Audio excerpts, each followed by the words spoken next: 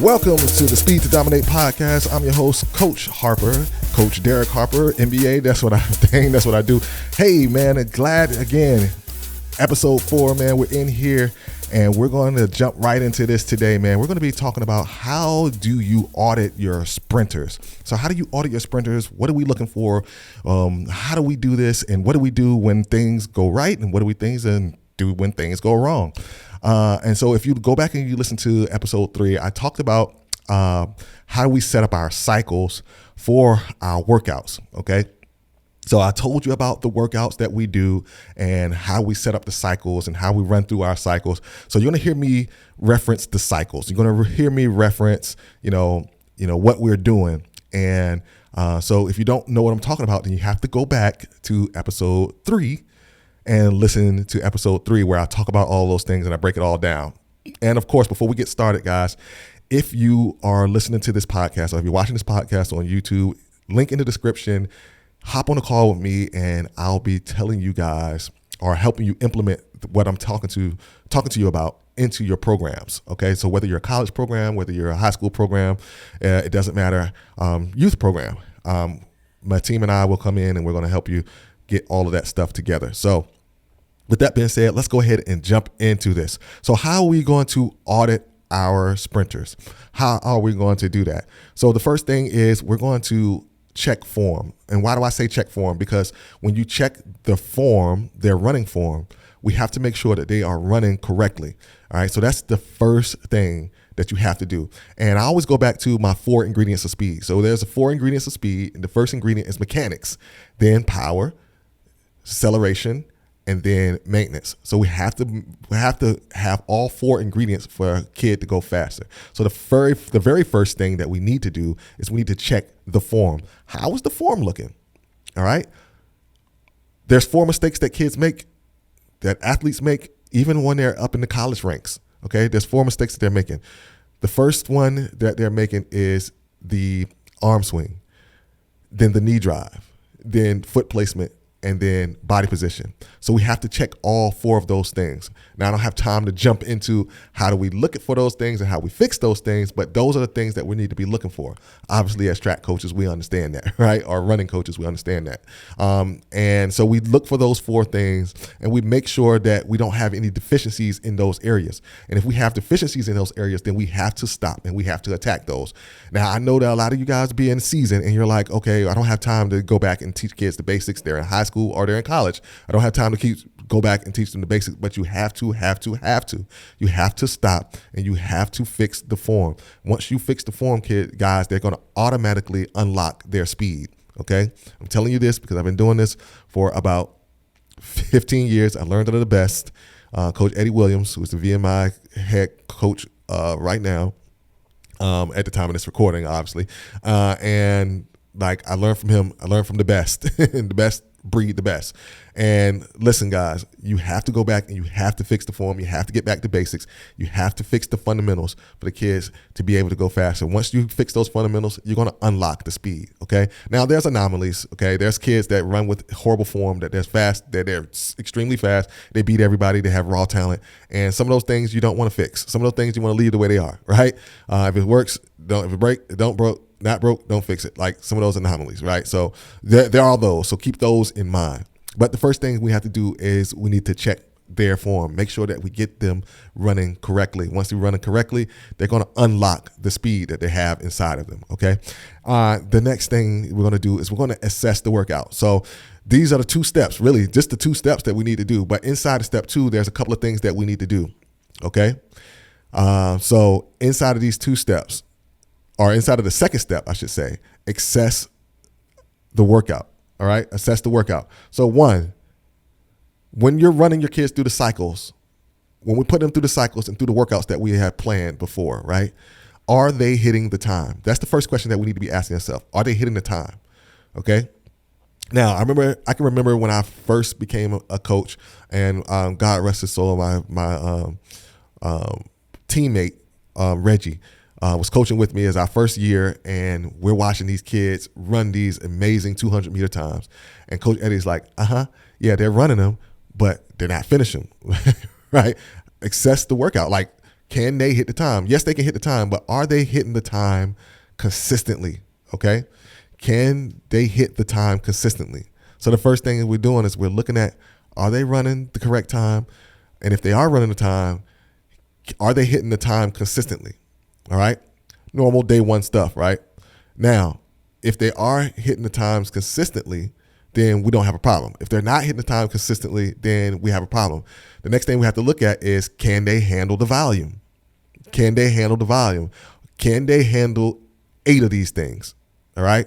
And if they can't handle 8 of these things, then guess what we have to do? We have to go back and we have to adjust the time that we're telling them to run.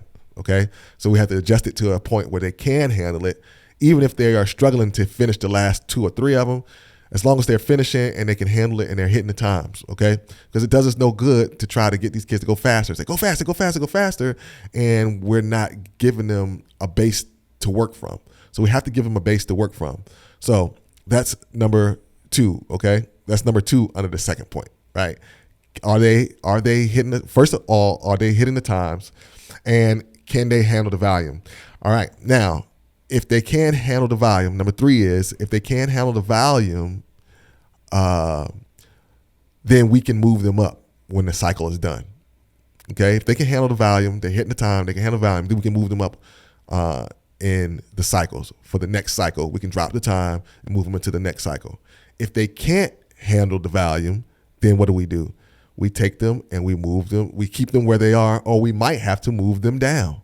Okay, we might have to move them down. When I say move them down, I mean raise the time, give them a little bit more time to make it. Okay, and this is where we have conflict as coaches when we're on a time schedule, especially the ones that we put together. And again, if you go back and listen to episode 3, you'll see where I talked about where we actually put our speed work in the middle of the season. So if we're not ready to get to that speed work at that middle of the season point because our kids are not, they don't have the talent to be there, or they just don't have the conditioning level to get there, then we got to move everything out a week and then move it again another week if they're not ready. And so that throws our training off, but it really doesn't throw your training off because you're there for the kids and you're not there for, your own selfish gain. Because I know we're all trying to win championships. We're all trying to have the training and be on time. But this is where your coaching comes in. This is where you're going to have to make those decisions.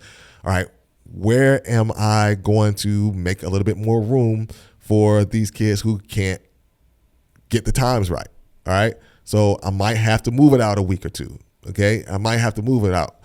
But that doesn't mean that you don't move your high flyers out, okay? So now if you got guys or girls that are running the times, they're hitting the times, and they check all the boxes, and it's okay to move them up, but you might have a group that not, then you just kind of keep them where they are. And I know a lot of you guys are fighting me on this right now. You're probably sitting in your room like, wait a minute, no, I'm going to move these guys up, and I'm going to keep moving them up. If they can't handle it, they just got to get better, right? But no, you're not serving the kid at the highest level if you're doing that. So what we need to do is we need to keep them where they are. Maybe we might have to drop them down, but we got to get them caught up some type of way. All right. We got to get them running better. If we don't do that by trying to push them along and try to put their body through things that their body can't handle right yet. So we have to keep them where they are, or we need to just move them backwards. Okay.